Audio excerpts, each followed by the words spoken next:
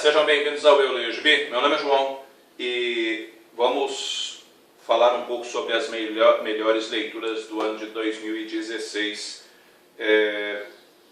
Isso não quer dizer que todo o gibi que eu li em 2016 foi lançado em 2016, tá? Mas eu li em 2016, então entra dentro desse escopo até a presente data, né? Então, tipo assim, tudo aquilo que ainda nesse restinho de dezembro que eu ler pós este vídeo, ele entra para as leituras de 2017, caso realmente mereça o destaque, ou seja bom o bastante, dentro da minha opinião pessoal, obviamente, de estar no próximo melhores leituras do ano.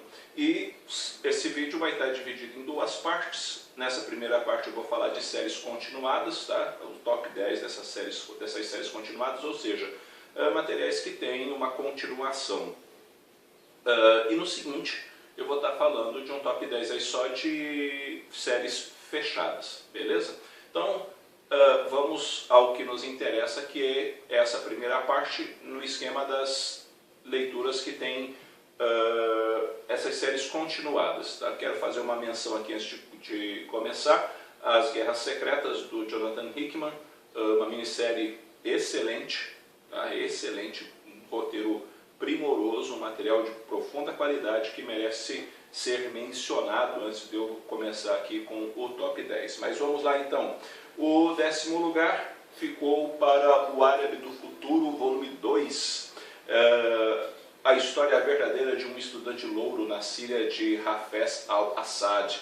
E aqui o Riyad Satuf, ele conta a infância dele, né? São, na verdade, 3 encadernados. Esse é o 2º volume. Espero que a editora Intrínseca, agora em 2017, lance o derradeiro volume. É um material assim que ele mostra a situação séria de um país com todas as suas deficiências, os seus problemas, as suas dificuldades, a partir da ótica de um menino, que no caso é ele, na sua infância, sem compreender exatamente todas essas problemáticas e como ele consegue casar bem esse roteiro, tornando ele interessante o tempo todo. É uma leitura que vale muito a pena. Caso você não tenha lido esse quadrinho, eu indico ele a você, porque é um material muito bacana do começo ao fim, tá? Então fica aí a dica do Árabe do Futuro na 10ª posição.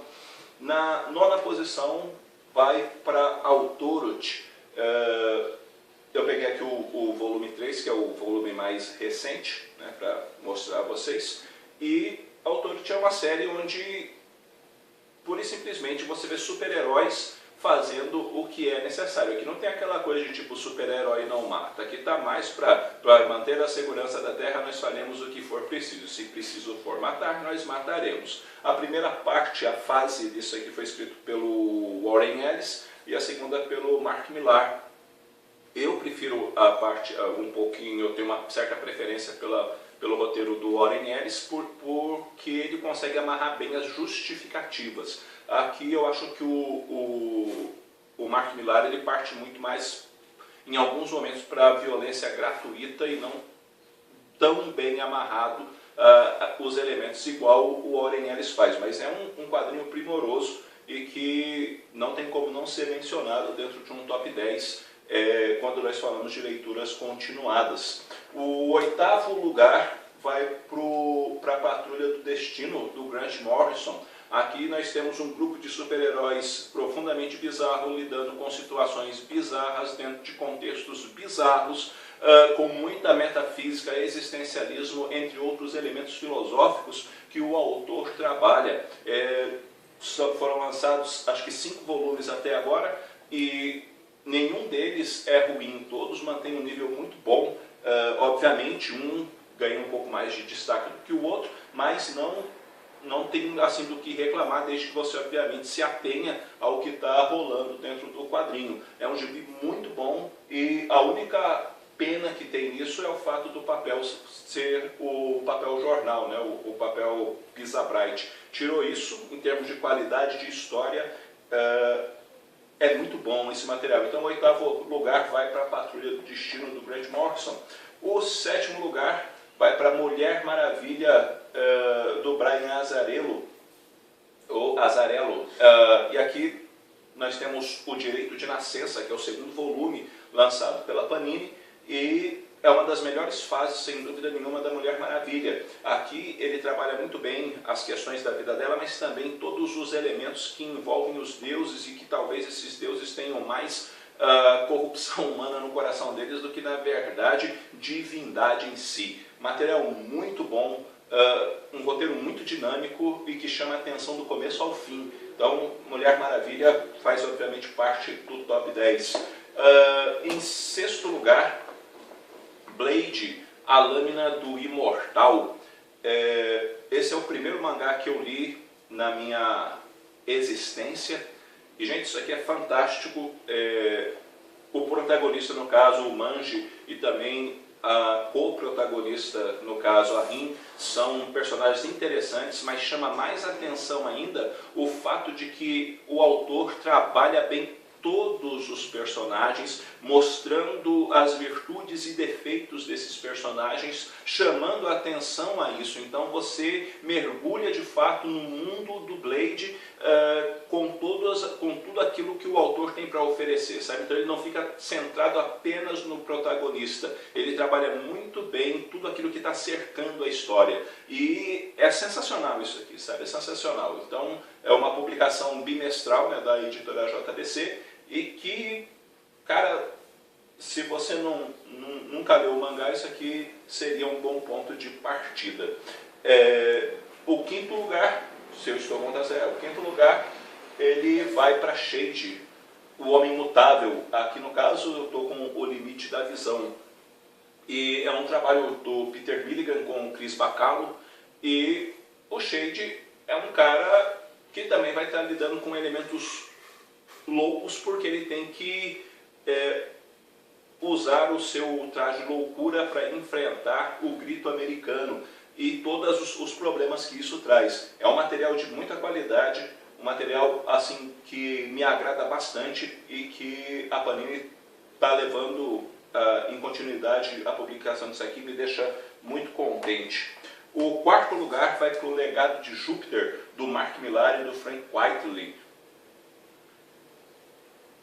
A temática aqui ela é a seguinte: o elemento do legado deixado pelos heróis para os seus filhos, e talvez os filhos não queiram ser tão heróicos e nobres igual aos seus pais, e como lidar com esses elementos e como lidar com o mundo que os observa e que, de certa forma, tem uma certa expectativa a partir da conduta dessas pessoas, e que nem sempre é tão nobre, porque talvez os filhos não queiram seguir os passos dos pais necessariamente, queiram apenas curtir a vida, mas esses filhos têm superpoderes. Como lidar com tudo isso? Você verá todas essas coisas em Legado de Júpiter, e não só isso, você também vê os próprios problemas dentro da família, com as possibilidades de traição, entre outras coisas, com uma arte linda do Frank Quitely, material de peso e que eu gostei demais da leitura, e tomara que a Panini lance o segundo volume logo.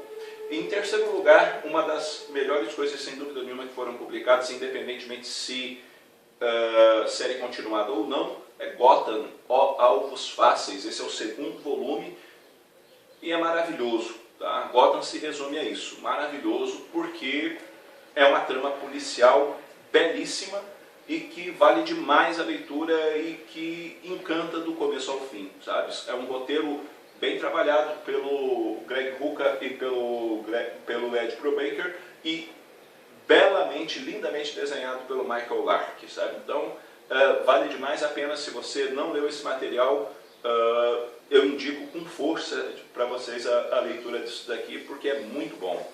E, em segundo lugar, vai para o Demolidor, do Frank Miller e do Klaus Janson.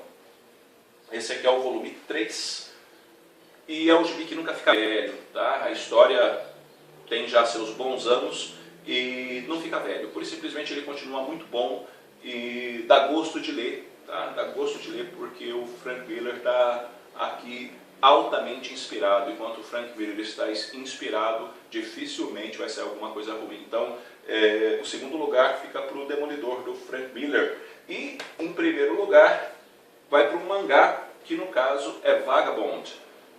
Esse aqui talvez hoje seja a leitura que eu mais aguardo todo mês, sabe? Acaba o negócio e sempre acaba com aquele sabor de quero mais. Então eu acabei dando primeiro lugar para o Vagabond, porque já está aí no 10º volume, e não tem um volume ruim, não tem uma história ruim, não tem um capítulo ruim. Isso aqui é bom demais, com uma arte de profunda qualidade, e o Takehiko Inoue merece todos os elogios possíveis por aquilo que ele tem feito aqui. Tá bem? Bom, gente, é isso daí. Essa é a primeira parte, tá? As séries continuadas.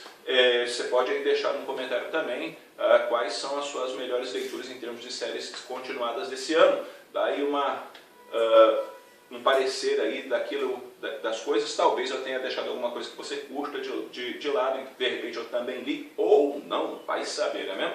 Mas essas listas sempre são complicadas de fazer, né? Então eu procurei ser aí entre, sei lá, o mais seletivo possível, dentro também das possibilidades dos mais tipos variados materiais. Desculpe a enrolada de língua, mas enfim, esse é meu top 10 de série continuada. E a segunda parte do vídeo eu volto já, né, com a questão das séries fechadas. Valeu? Então eu vou ficando por aqui. Um abraço forte em todo mundo.